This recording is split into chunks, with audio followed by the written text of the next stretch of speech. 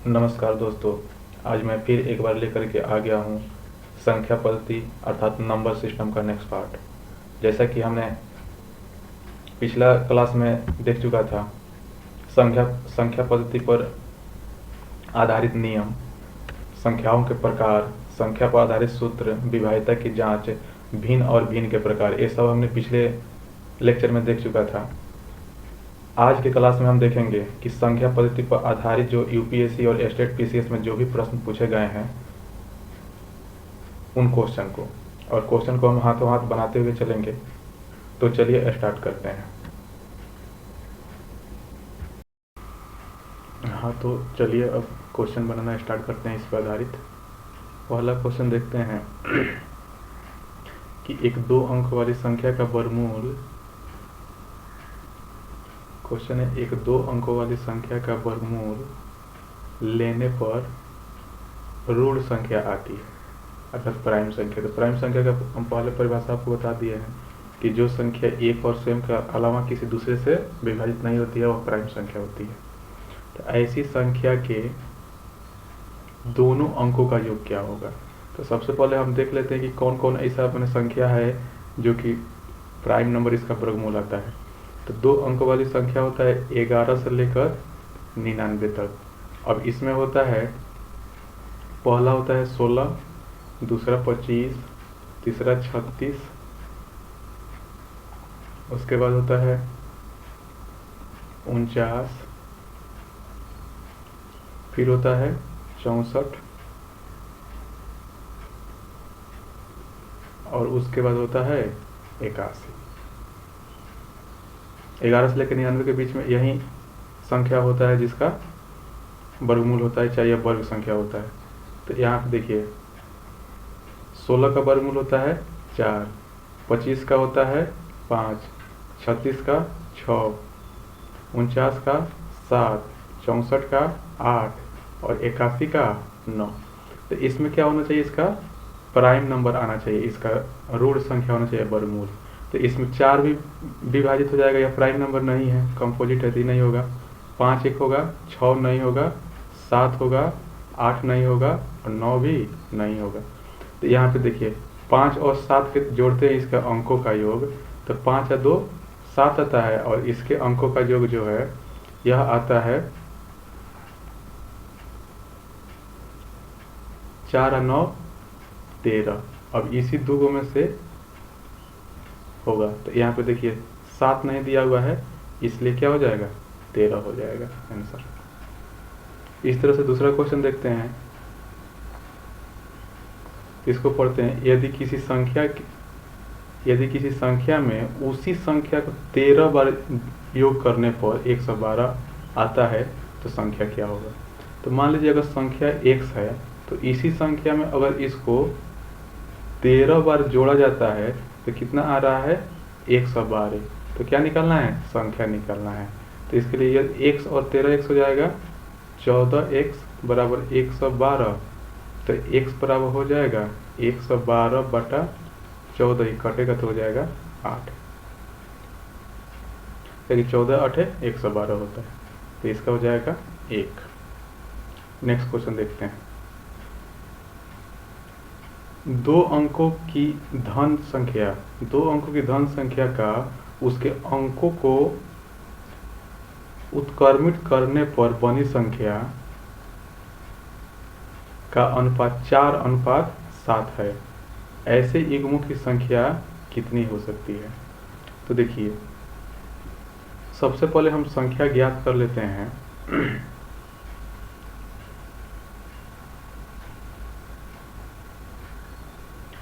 इसके लिए क्या होता है कि 2 अंकों की संख्या, तो मान लीजिए अगर इकाई का अंक,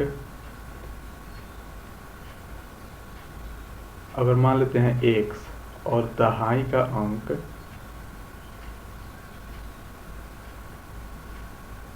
बराबर y, तो आपका संख्या क्या हो जाएगा, 10 गुने दहाई का अंक, तो दहाई का अंक क्या हो जाएगा, y प्लस इकाई का अंक। 10 गुना दहाई का अंक प्लस इकाई का अंक हो जाता है। अब इसके अंकों को स्थान बदल दिया जाता है तो प्राप्त संख्या जो नई संख्या होगी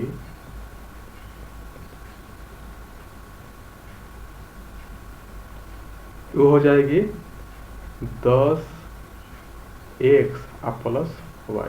अंकों का स्थान बदल दिया गया।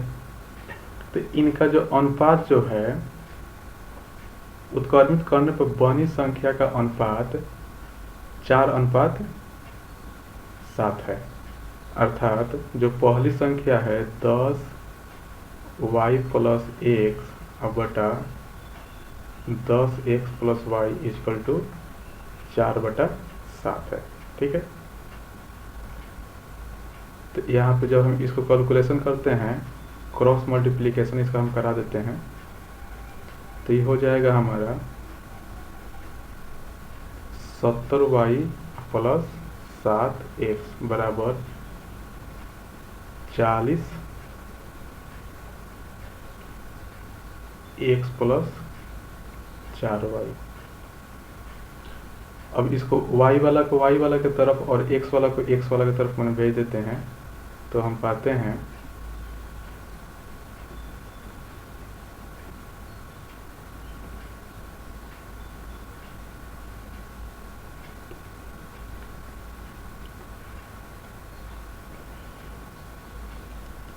इस 70y यहाँ पे होगा तो इसमें से 4y घट जाएगा तो ये हो जाएगा हमारा 66y बराबर, यहाँ पे देखिए यहाँ पे 7x से इधर जाएगा घटेगा तो ये हो जाएगा 33x। तो अब देखिए इसको हम करते हैं फिर y बटा अगर x हम करते हैं तो इधर हो जाएगा 33 बटा 66 हो जाएगा बराबर 1/2। तो ऐसा मान के चलते हैं कि y बराबर 1 और x बराबर 2। ठीक है।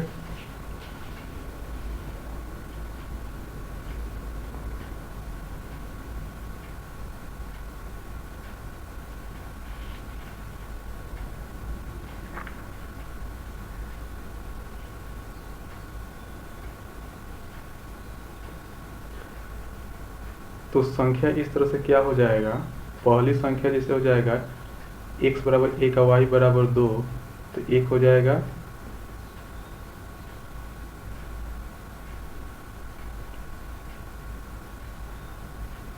12 का कि y जो है दहाई का अंक है और x इकाई का अंक है तो इसको 12 हो जाएगा और इसको पलटने पर संख्या हो जाएगा 21। एगो पेयर ए हो जाएगा।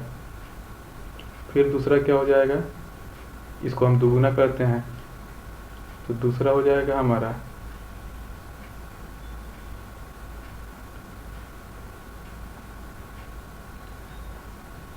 24 और 42। तीसरा हो जाएगा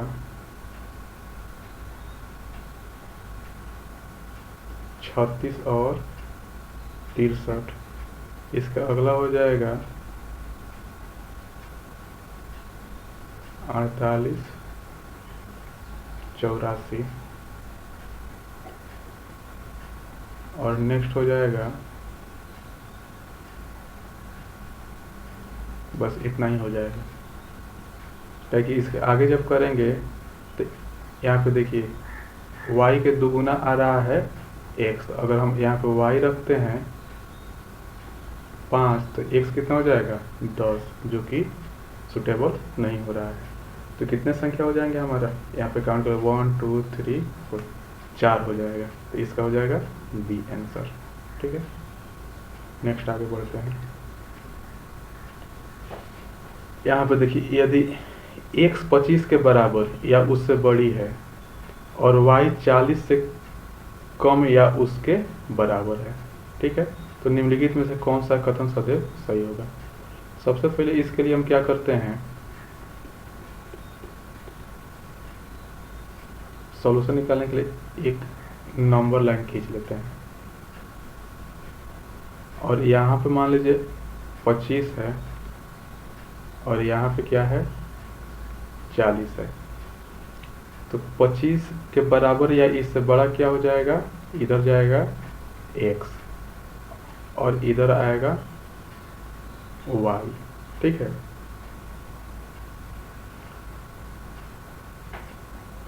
अर्थात यहाँ पे 25 से 40 के बीच जो होगा, मतलब x जो होगा 25 से बड़ा होगा या बराबर होगा और y 40 या बड़ा या 40 के बराबर या उससे छोटा होगा। तो यहाँ पे अब कथन देखते हैं, कथन क्या कह रहा है कि x y से बड़ा है, x जो है यह y से बड़ा है। इसमें ऐसा दिख रहा है? नहीं दिख रहा है। x यहाँ पे अगर मान लीजिए x जब 25 है और y अगर मान लीजिए 40 है, तो यहाँ पे पहले का कथन जो होगा, अगर x बराबर अगर हम मान लेते हैं 25 और y बराबर अगर मान लेते हैं 40, तो यहाँ पे हो जाएगा y ही x से बड़ा हो जाएगा, तो पहले का कथन हो जाएगा गलत। दूसरे का कथन जो होगा x माइनस y 15 से बड़ा है, जो x माइनस y 15 से बड़ा है, y माइनस x 15 से बड़ा है। देखिए अगर मान लीजिए y जो है यहाँ से 40 से छोटा है, तो छोटा अगर मान लीजिए कहीं अगर 30 पर आ गया, अगर y बराबर मान लीजिए 30 और x बराबर मान लीजिए यह बड़ा है 25, तो अगर मान लीजिए x बराबर अगर मान लीजिए 26 ही मान लीजिए, तो y माइनस x जब करते हैं तो ये कितना आ जाएगा, 30 माइनस 26 4 आ जाएगा, और 4 15 से बड़ा है,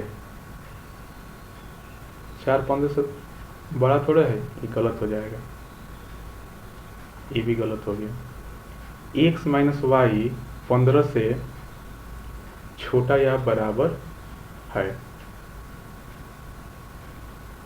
x माइनस y या तो 15 से छोटा या उसके बराबर है, y माइनस एक्स। तो इसको भी चेक कर लेते हैं। यहाँ पे तो 15 से छोटा आ रहा है, यहाँ पे 4 जो है यह 15 से छोटा आ रहा है, ठीक है। या और भी यह छोटा हो सकता है, माइनस में भी जा सकता है, या 15 के बराबर हो सकता है। कब? जब अगर मान लीजिए अगर इस केस में अगर x बराबर मान लीजिए 25 है और y बराबर मान लीजिए 40, तो y माइनस एक्स जब करते हैं तो ये हमारा हो जाएगा 40 माइनस 25 बराबर 15। तो और ये y और x के बीच का ये माने मैक्सिमम अंतर होगा।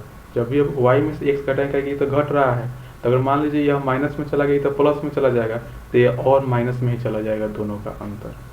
तो हमारा जो कथन जो 3 है ये सही लग रहा है। चौथा पे देख लेते हैं डी, x प्लस वाई 65 से बड़ा या उसके बराबर है। तो x प्लस वाई जो है 65 से बड़ा कैसे होगा? यहाँ पे देखिए, इसी कथन को देख लीजिए।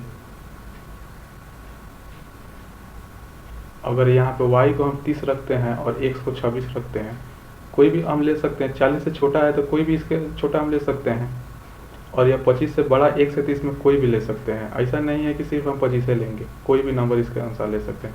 हमको यहाँ पे कथन देखना है और कथन को सेटिस्फाइड करना है। उसके अनुसार अगर हम देखते हैं यहाँ पे, तो 30 और प्लस 26 करते हैं तो ये हो जाएगा 6 और 5। यहाँ पे तो हमारा आ रहा है कितना, 56। तो 56 तो होता है, ये तो 65 से छोटा हो गया, लेकिन यहाँ पे बड़ा कह रहा है, तो ये भी हमारा कथन गलत हो जाएगा। तो इसमें ये वो कथन हमारा सही होगा, सी। नेक्स्ट क्वेश्चन देखते हैं। 8 अंकों की एक संख्या दिया हुआ है जो 3 से भाग देने पर शेषफल 0 आएगा। तो हम आपको पहले बता दिए हैं कि यदि कोई संख्या 3 से विभाजित होगा तभी उसका शेषफल 0 आएगा, ठीक है। अगर किसी संख्या का शेषफल में 0 आ रहा है, अर्थात वो संख्या दी गई संख्या से पूरा विभाजित है। तो जब पूरा विभाजित है तो b का मान निकाल देना है। तो क्या बताए थे 3 से विभाज्यता के नियम, दी गई संख्या के अंकों का योग कर देना है। तो संख्या क्या दिया हुआ है, 4 जोड़ 2 जोड़ 5 जोड़ 2 जोड़ 7 जोड़ 4 जोड़ 6 जोड़ b।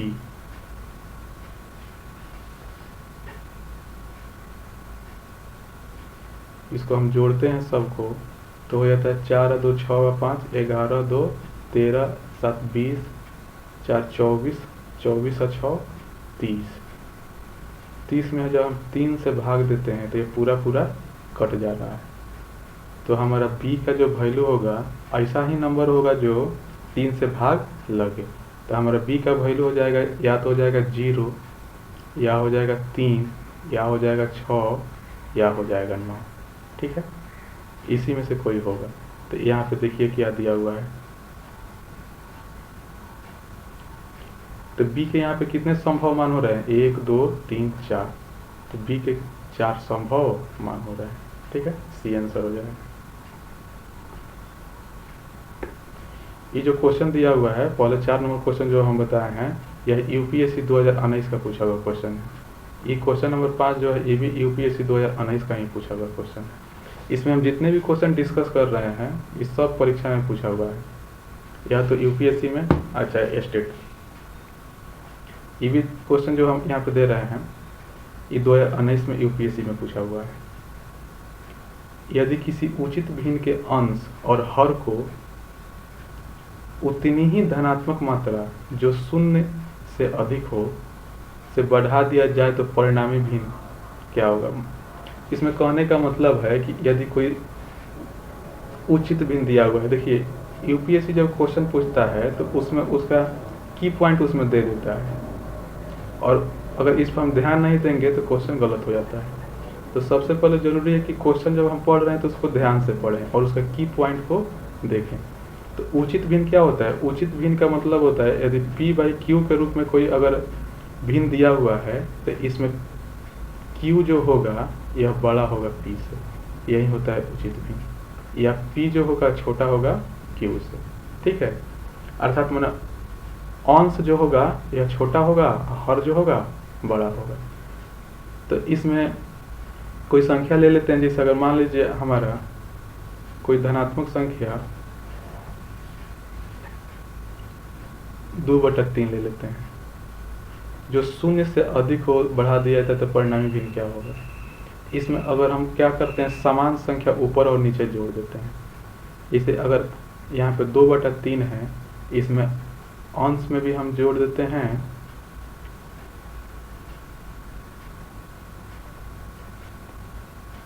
समान संख्या जोड़ देते हैं, 3 ऊपर जोड़ देते हैं और 3 ही नीचे जोड़ देते हैं। तो ये हमारा हो जाएगा 3 2 5/6 और ये है 2/3। तो ये जो संख्या जो होता है, जब हम दोनों को हम कंपेयर करेंगे कि कौन बड़ा है और कौन छोटा है, तो इसके लिए हम क्या करते हैं कि या तो अंश को बराबर कर लेते हैं या तो हर को बराबर कर लेते हैं। तो अगर इसको दोनों को हम हर को बराबर करते हैं तो देखते हैं जिसका अंश बड़ा होता है वह संख्या बड़ा होता है, और अगर हम अंश को बराबर करते हैं तो देखते हैं जिसका हर बड़ा होता है वो संख्या छोटा होता है। तो अगर हम ये 2/3 में अगर हम 2/2 से गुना कर दें तो यह बराबर हो जाएगा। तो 2/3 में हम गुना करते हैं 2/2 से, ये हो जाएगा 4/6। तो यहाँ पे देखिए दोनों का हर बराबर है तो क्या हो जाएगा, 5/6 जो संख्या है यह बड़ा हो जाएगा। अर्थात अगर किसी उचित भिन्न में अगर समान संख्या अंश और हर में हम जोड़ते हैं तो हमेशा यह संख्या क्या हो जाएगा, बड़ा ही आएगा। तो हमेशा मूल भिन्न से छोटा होगा, यह गलत है। मूल भिन्न से बड़ा होना चाहिए, हमेशा मूल भिन्न से बड़ा होगा, सही है। हमेशा मूल भिन्न के बराबर होगा नहीं। इस प्रकार होगा कि निश्चित रूप से कुछ भी नहीं कहा है, नहीं, यहाँ पे स्पष्ट यहाँ पे परिणाम आ रहा है, तो यहाँ पे निश्चित रूप से कैसे नहीं कुछ कहा जा सकता है। तो इसलिए इसमें इसका आंसर हो जाएगा बी। देखिए ये भी यूपीएससी 2019 का क्वेश्चन है। नेक्स्ट क्वेश्चन देखते हैं जो यूपीएससी 2019 का ही क्वेश्चन है। यहाँ पे दे रहा है कि संख्या 126 5b 7 में जोड़ने पर प्राप्त योगफल 7a 3 है, ठीक है, जहाँ पे a और b पूर्णांक है। यदि यह दिया गया है कि 7a 3 अर्थात 3 से विभाज्य है, तो यहाँ पे देखिए की पॉइंट एक दे दिया कि यहाँ पे 7a 3 जो है यह 3 से विभाज्य है, अर्थात इसके अंकों का योग जो होगा वह हमेशा क्या होगा, 3 से विभाज्य होगा। तो b का मान निकाल देना है। तो यहाँ पे देखिए सबसे पहले क्या कर लेते हैं, 7 प्लस a प्लस 3 बराबर हो जाएगा 3 करते हैं तो इसमें कितना जाता है, 7 3 10 प्लस a हो जाएगा, ठीक है, और बटा 3 करेंगे तो यह हो जाएगा 0, ठीक है। तो यहाँ पे हम क्या कर लेते हैं,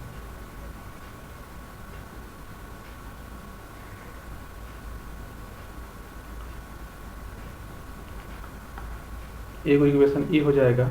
दूसरा यहाँ पे देखिए ये जो संख्या है इसको भी हम चेक कर लेते हैं। 136 जो है और इसको जोड़ने पर यहाँ पे ए वाला संख्या आ रहा है, तो ठीक है, इसको हम एक बार कर लेते हैं। तो यहाँ पे जब हम 10 में 3 से भाग देते हैं तो हमारा क्या आता है, 1 शेष आता है।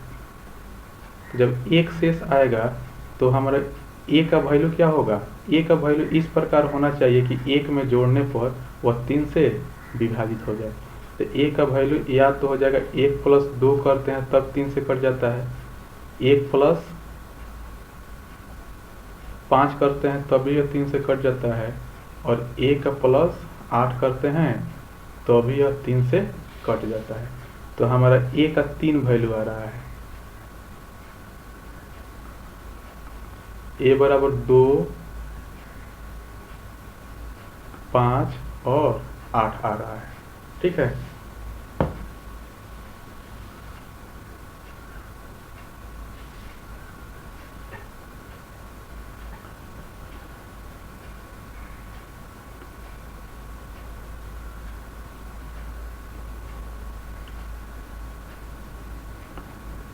अब देखिए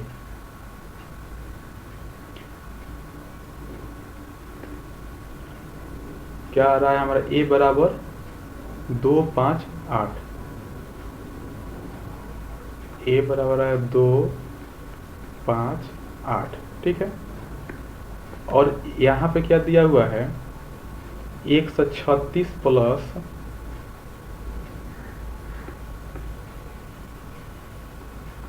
136 प्लस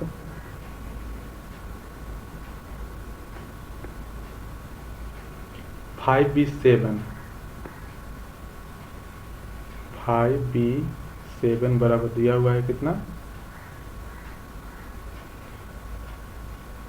7a3, ठीक है। तो अब देखिए यहाँ पे अगर हम a बराबर जो हम 2 रखते हैं, ठीक है, तो ये हो जाएगा 136 प्लस 5b7 इक्वल टू 7 2 3। तो 5b7 बराबर हो जाएगा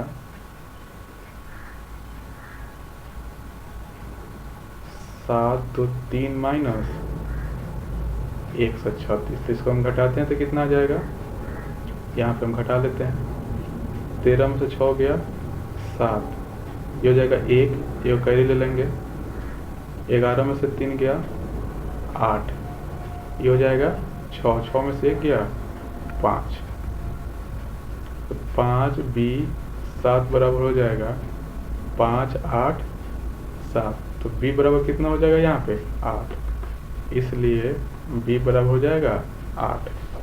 ठीक है, इसी तरह से करेंगे जब a बराबर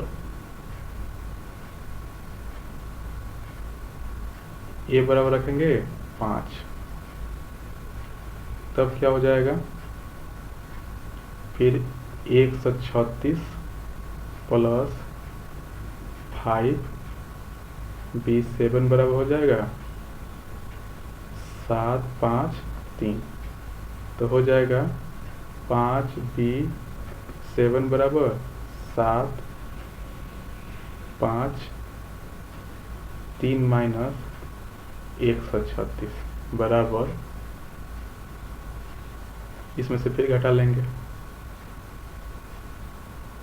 13 में से 6 गया 7, ये हो जाएगा 4, 4 में से 3 गया 1, ये हो जाएगा 7, 5 B7 बराबर ये 6 हो जाएगा, 6 1 7। तो यहाँ पे देखिए इकाई का अंक तो मिल रहा है, ये तो निकालना ही है, लेकिन ये जो सैकड़ा वाला अंक जो है यह नहीं मिल रहा है, इसलिए a बराबर 5 नहीं होगा, क्या होगा, a बराबर 2। फिर इसी तरह से हम चेक कर लेंगे a बराबर 8 रख करके, तो जब a बराबर 8 रख करके चेक करेंगे तो उसमें भी इसी तरह से मिसमैच हो जाएगा, तो इसमें हमारा आंसर क्या हो जाएगा, b बराबर 8 हो जाएगा और a बराबर 2 होगा। ठीक है, तो इसमें किसका मान निकालना है, b का एकमात्र संभव मान क्या हो जाएगा, 8 होगा। ठीक है, नेक्स्ट क्वेश्चन देखिए,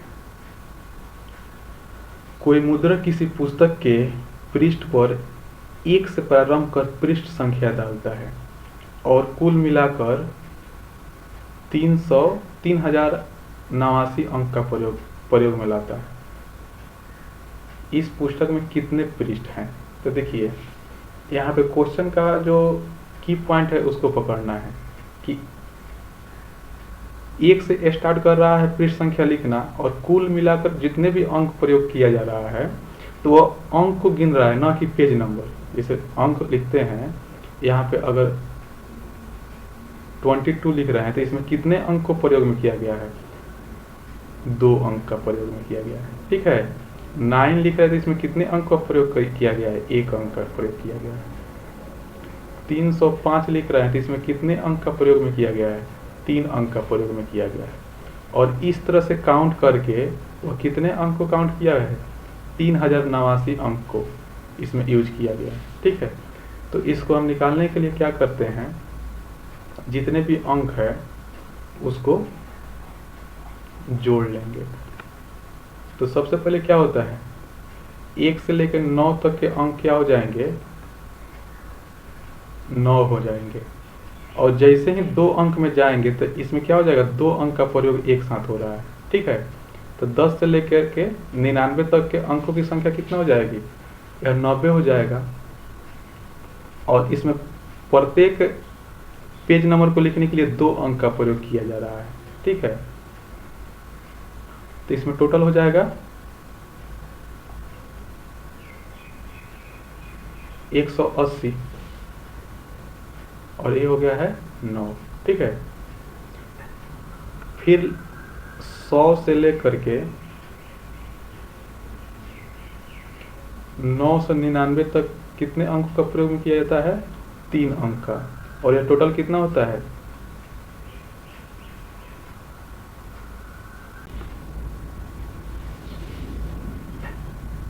टोटल जोड़ लेंगे 2700 प्लस 180 प्लस 9, तो ये हो जाएगा 9 8 8 2।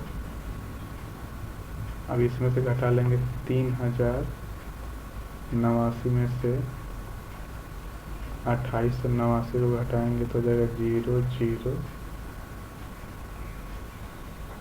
200 बच जाएगा। तो देखिए यहाँ पे 1000 के जैसे ही आता है 999 के बाद में, तो वह 1000 हो जाता है 4 डिजिट वाला नंबर।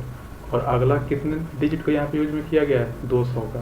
तो अगला पेज निकालने के लिए 200 में हम 4 से भाग दे देंगे, तो ये हमारा हो जाएगा 50।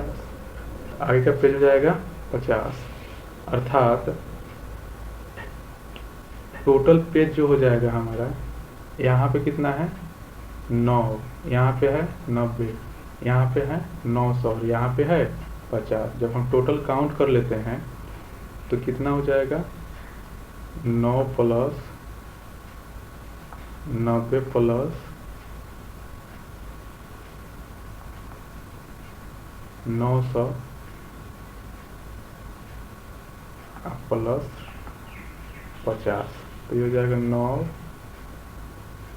9 5 14 के 4 हाथ में 1 और 9 1 10, तो टोटल पेज हो जाएगा हमारा 1049।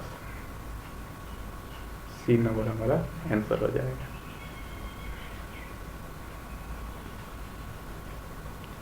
आगे हम देख लेते हैं 9 नंबर क्वेश्चन। यदि x बराबर -3 और -1 के बीच है, x जो है यहाँ पे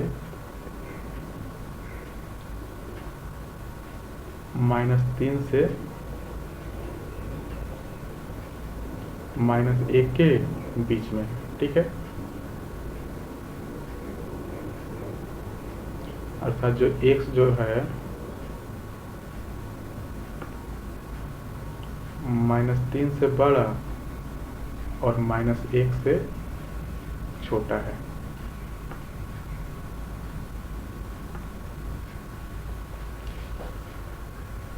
उसके बाद में करें y -1 से 1 के बीच में है, -1 से बड़ा है y और 1 से छोटा है। तो x square minus y square निम्नलिखित में से किसके बीच होगा? यहाँ पे x स्क्वायर और माइनस y स्क्वायर जो होगा यह किसके बीच में होगा? तो यहाँ पे देखिए, अगर यहाँ पे सबसे पहले तो किसी भी निगेटिव नंबर का जो स्क्वायर होता है या पॉजिटिव नंबर का स्क्वायर जो होता है वह हमेशा धनात्मक होता है। तो इसमें हम देखते हैं कि यह माइनस में दिया हुआ है, ए भी माइनस में दिया हुआ है, तो ये दो को तो सीधे खत्म हो जाएगा। तीसरा, अगर हम इसको हम देखें तो किसी भी संख्या का वर्ग संख्या यहाँ पे 8 नहीं होता है, अर्थात यहाँ पे अगर x स्क्वायर को हम 0 मानते हैं और y स्क्वायर को हम 8 मानते हैं तो 8 किसी भी संख्या का वर्ग नहीं होता है, 8 एक वर्ग संख्या नहीं है। तो ऐसे ही हम इसको तीनों को नेगलेक्ट कर दिए, बच गया लास्ट वाला, तो ये सही हो जाएगा क्योंकि 9 वर्ग संख्या है। तो इसमें ऐसे ही हम बिना इसको सोल्व किए भी इसको बना सकते हैं टेक्निक से। तो इस तरह से यह क्वेश्चन हमारा बन गया। नेक्स्ट क्वेश्चन देखते हैं। x और y एक के अलावा धन पूर्णांक है। x और y जो है यह एक के अलावा धन पूर्णांक है।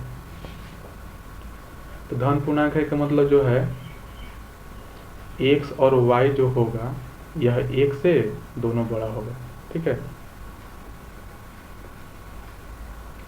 और y 1 से बड़ा है, y जो है 1 से बड़ा है। तो निम्नलिखित में से कौन सा सबसे बड़ी संख्या को निरूपित करता है? तो यहाँ पे देखिए, अगर 1 से बड़ा है तो मान लीजिए यहाँ पे x को हम 1 मान लेते हैं, 1 नहीं 2 मान लेते हैं, क्या कि यह 1 से बड़ा है, और इसको हम 3 मान लेते हैं। तो इसको हम देखिए क्या होता है, x y का वैल्यू क्या हो जाएगा, 3 गुने 2 6 हो जाएगा।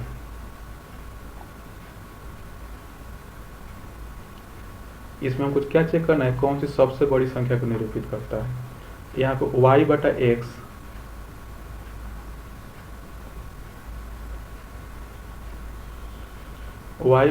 जो होगा 3/2 हो जाएगा 1.5, ठीक है। x बटा y हो जाएगा 2/3, तो ये हमारा 0.66 के बराबर आना चाहिए।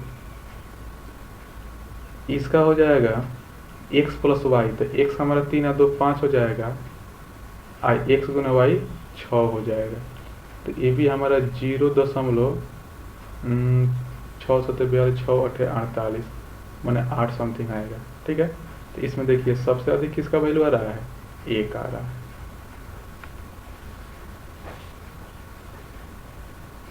नेक्स्ट क्वेश्चन देखते हैं। ये भी क्वेश्चन जो है यूपीएससी 2018 का क्वेश्चन है। देखिए कितना आसान आसान क्वेश्चन पूछता है यूपीएससी में। एक संख्या 3 अंकों से बनी है, ठीक है, जिसमें मध्य वाला अंक जो है 0 है और इसका योग जो है 4 है। तो देखिए इसमें क्या करते हैं, मध्य वाला अंक अगर कोई संख्या, जैसे यहाँ पे इकाई, दहाई और सैकड़ा होता है, तो अगर इकाई को x मान लीजिए, दहाई तो 0 हो गया है और सैकड़ा को y मान लीजिए, तो संख्या क्या हो जाएगा, संख्या बराबर हो जाएगा, ये अगर 0 है तो इसको खत्म मान लीजिए, आई हो जाएगा तो 100 y प्लस x। ठीक है, यदि और इनके अंकों का योग कितना दे दिया है, x plus Y equal to 4 दे दिया है। ठीक है, और यदि प्रथम और अंतिम अंक को विनिमय एक्सचेंज करने पर बनी संख्या, जब इनके नई संख्या जब एक्सचेंज करते हैं तो हो जाएगा 100x प्लस वाई, क्योंकि बीच वाला दाहिनी का अंक तो 0 है। अगर यह कोई भी संख्या रहता तो यहाँ पे हो जाता 100 गुने सैकड़ा का अंक प्लस 10 गुने दहाई का अंक प्लस इकाई का अंक होता है। ठीक है, तो जो एक्सचेंज किया जाता है तो नई संख्या जो बन रहा है वो स्वयं उसी संख्या से 198 अधिक हो जा रहा है। अर्थात इसको जो हम माइनस करते हैं, 100x प्लस नई संख्या में से पुरानी संख्या, तो आता है 198। तो इसको जो हम क्रिया इसका करते हैं 100x plus Y minus 100 Y minus X, तो ये हो जाएगा हमारा 100 में से x घट गया तो 99x माइनस ये हो जाएगा 99 y बराबर 198। यहाँ से 99 कॉमन हो जाएगा तो x minus Y equal to 198 से कट जाएगा, 2 हो जाएगा। ठीक है,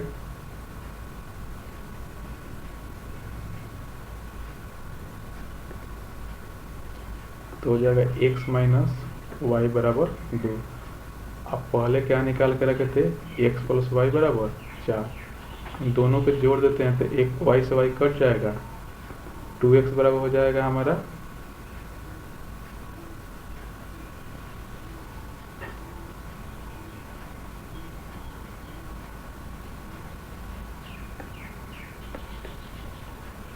4 और 2 6, तो x बराबर हो जाएगा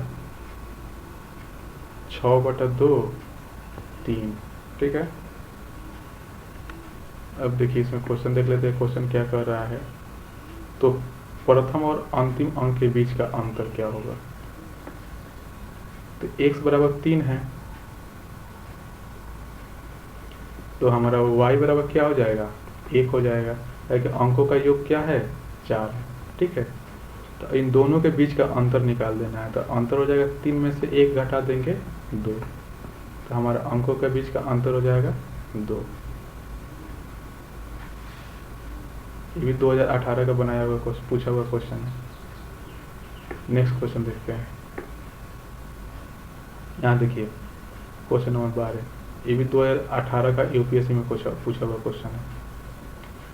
यदि x माइनस वाई बराबर 8 है तो निम्नलिखित में से कौन सा सत्य होना चाहिए। तो देखिए कथन को पढ़ते हैं और उसके अनुसार उसका देखते चले जाते हैं।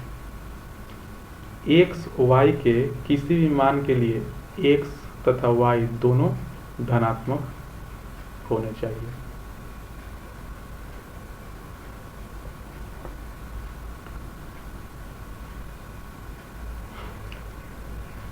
x और y के किसी भी मान के लिए x और y दोनों धनात्मक होना चाहिए, एकदम सही है। अगर ये दोनों धनात्मक होंगे तब इसका मान जब माइनस करेंगे तो 8 हो जाएगा, ठीक है। दूसरा, x और y के किसी भी मान के लिए x धनात्मक और तो y ऋणात्मक होना चाहिए, ये नहीं होगा। क्या है कि जब x यहाँ पे धनात्मक हो जाएगा और y ऋणात्मक हो जाएगा तो यहाँ पे अगर मान लीजिए, अगर x को मान लेते हैं हमारा 16 है, x धनात्मक, और y को मान लेते हैं -8 है, तो यह माइनस और माइनस फिर तो प्लस हो जाएगा, तो ये हो जाएगा 24, नहीं हो पाएगा, ठीक है। दूसरा कथन नहीं हो पाएगा। x के किसी भी मान के लिए यदि x ऋणात्मक है तो y धनात्मक होना ही चाहिए, ये भी गलत होगा। क्या है कि जब x यहाँ पे ऋणात्मक होगा और y धनात्मक होगा तो इसका जो वास्तविक वैल्यू होगा वो ऋणात्मक हो जाएगा, तो ये हमारा नहीं होगा। तो इसमें देखिए केवल एक वाला कथन जो है यही सही हो रहा है। वैसे भी अगर हम 3 नंबर यहाँ पे नहीं भी बनाते, हमारा एक सही हो गया है, 2 नंबर कथन यहाँ पे गलत हुआ है, तो यहाँ पे 2 नंबर गलत हो गया, ये भी 2 नंबर है, ये भी गलत हो जाएगा, इसमें भी 2 नंबर है, ये भी गलत हो जाएगा, तो बच जाएगा क्या हमारा, सीधे 1 बच जाएगा। इस तरह से भी हम सोल्व कर सकते हैं। नेक्स्ट क्वेश्चन देखिए 13 नंबर में, एक 2 अंकीय संख्या को उत्क्रमित किया गया है। मतलब उत्क्रमित का मतलब होता है कि स्थान बदल के लिखा जाता है, अंकों का स्थान बदलना या उत्क्रमित करना, बात एक ही होता है। उन 2 संख्याओं में से बड़ी संख्या को छोटी संख्या से विभाजित किया गया, बृहत्तम संभव शेषफल क्या होगा।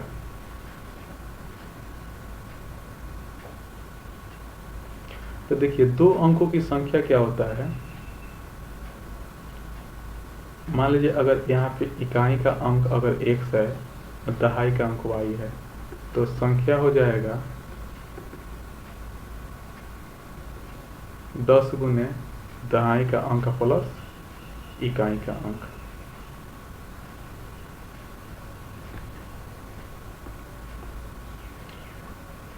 तो इसको हम लिख सकते हैं सीधा 10y प्लस x, ठीक है। और इसका जब स्थान परिवर्तन करने पर जब नई संख्या मिलेगा तो ये हो जाएगा 10x प्लस y। तो पूछ रहा है कि इसका स्थान बदलने पर अधिकतम बृहत्तम शेष क्या हो जाएगा। अगर दूसरे शब्दों में देखते हैं तो 2 अंकों वाली संख्या 11 से लेकर के और 99 तक होता है, ठीक है। तो 11 से लेकर 99 तक होता है,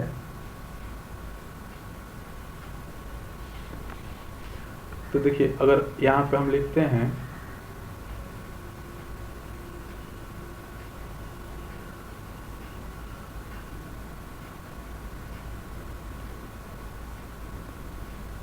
तो इसको हम विभाजित करते हैं। देखिए उन 2 संख्याओं में से बड़ी संख्या को छोटी संख्या से विभाजित किया जाता है।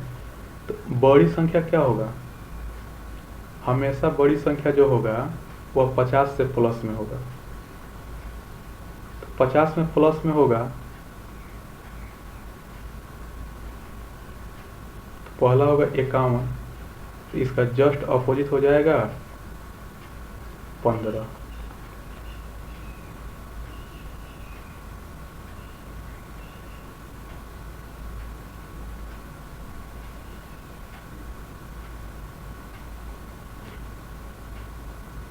दूसरा हो जाएगा 52, तो इसका अपोजिट हो जाएगा 25।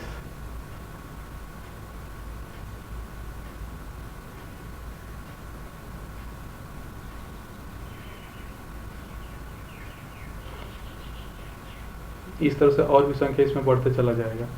तो इसमें हम देखिए, इसमें जब हम भाग देते हैं तो इसमें एक आ रहा है, यहाँ पे ऑप्शन देख रहे हैं, ऑप्शन 9 है, 26 है, 27 है, 25 है, 45 है। तो देखिए इसमें एक हम चेक करते हैं सबसे बड़ा शेषफल से कि जो शेषफल दिया हुआ है यह हो सकता है 2 अंक वाली संख्या में या नहीं हो सकता है, ठीक है।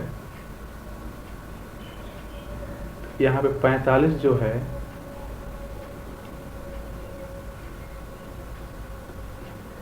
इसके आसपास की संख्या को हम देखते हैं।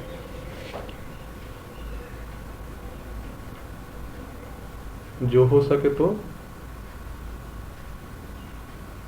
इससे बड़ी हो। 45 से 50 के बीच में हम देखते हैं सबसे बड़ी संख्या जो होती है वह 49 होती है। अगर इसको हम जस्ट अपोजिट अगर हम उलट देते हैं तो ये हमारा हो जाएगा 94।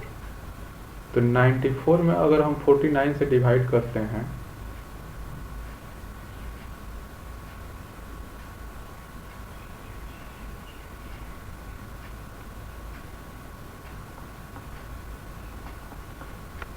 तो एक बार हम भाग देते हैं इसमें 49 से, तो ये हो जाएगा हमारा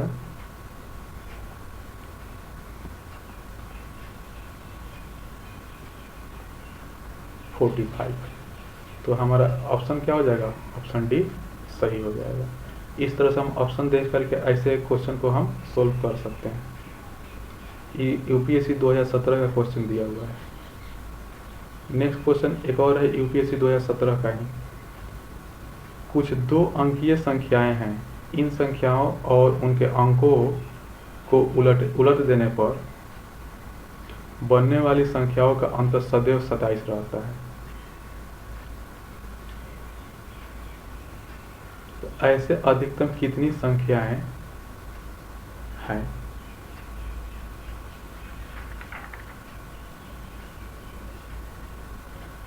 तो इसमें भी देखिए वैसे ही बनाते हैं कि 2 अंकों की जो संख्याएं हैं इसमें हम चेक करते हैं कि इनको अंकों का स्थान बदलने पर उसका बीच का अंतर 27 आ रहा है कि नहीं।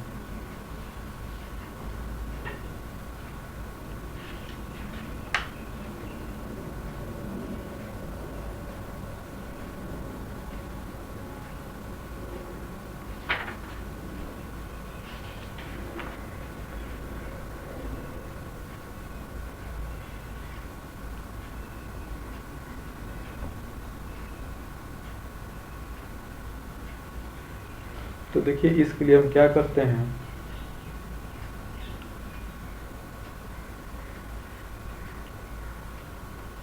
कि संख्या सबसे पहले लिख लेते हैं।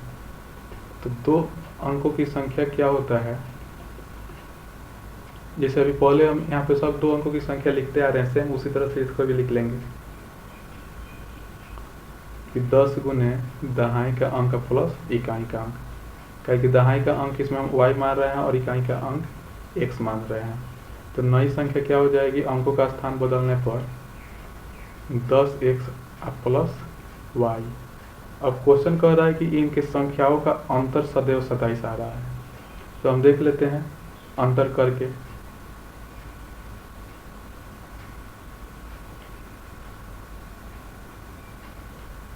तो नई संख्या है, इसमें से पुरानी संख्या को हम घटाते हैं तो आना चाहिए हमारा 27।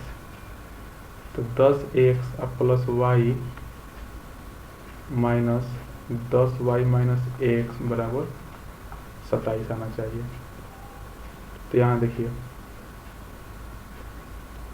10x plus y minus 10y minus x बराबर 27 आएगा। तो इसमें से x वाला को x वाला में से घटा लेते हैं, y वाला को y वाला में से। तो ये हो जाएगा हमारा 9x माइनस 9y बराबर 27। यहाँ से 9 कॉमन हो जाएगा, x माइनस y इक्वल हो जाएगा 27। इससे कट जाएगा 3 बार में। तो x माइनस y इक्वल हो जाएगा 3। तो इसमें हम अलग अलग मान लेकर के हम देख लेते हैं कि जब हमारा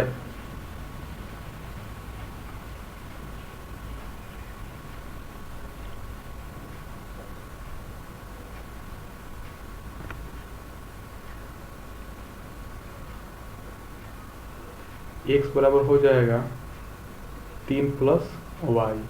तो यहाँ पे देखिए पहले हम क्या कर लेते हैं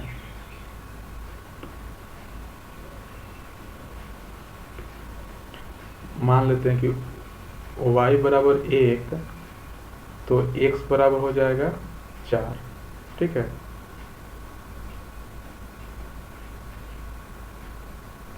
वैसे ही y बराबर जब अगर हम 2 लेते हैं तो x बराबर हो जाएगा 7। 7 नहीं होगा, 3 और 2 5 होगा, x बराबर 5 हो जाएगा। फिर नेक्स्ट लेते हैं, अगर y बराबर 3 तो x बराबर 6।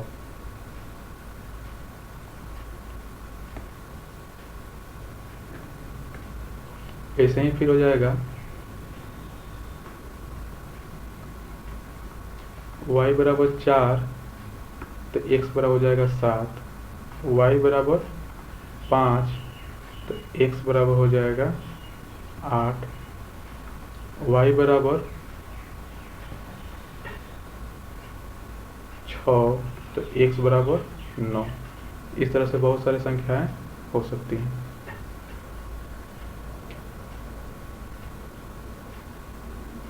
इसमें हम देख रहे हैं कि 5 से अधिक संख्या हो जा रहा है। पहला संख्या हो जा रहा है 1 पर 4 14, उसके बाद में 2 पर 5 25, 3 पर 6 36, 4 पर 7 47, 5 पर 8 58 और 6 पर 9 59। इस तरह से 1 2 3 4 5 6 अर्थात 6 संख्या इसमें हमें प्राप्त हो रहा है। क्वेश्चन में देख लेते ऑप्शन है कि नहीं। क्वेश्चन में पहला ऑप्शन 3 है, ही नहीं होगा, 4 है, ये भी नहीं होगा, 5 है, ये भी नहीं होगा, उपयुक्त में से कोई नहीं। डी वाला ऑप्शन इसका आंसर हो जाएगा। नेक्स्ट क्वेश्चन देखिए,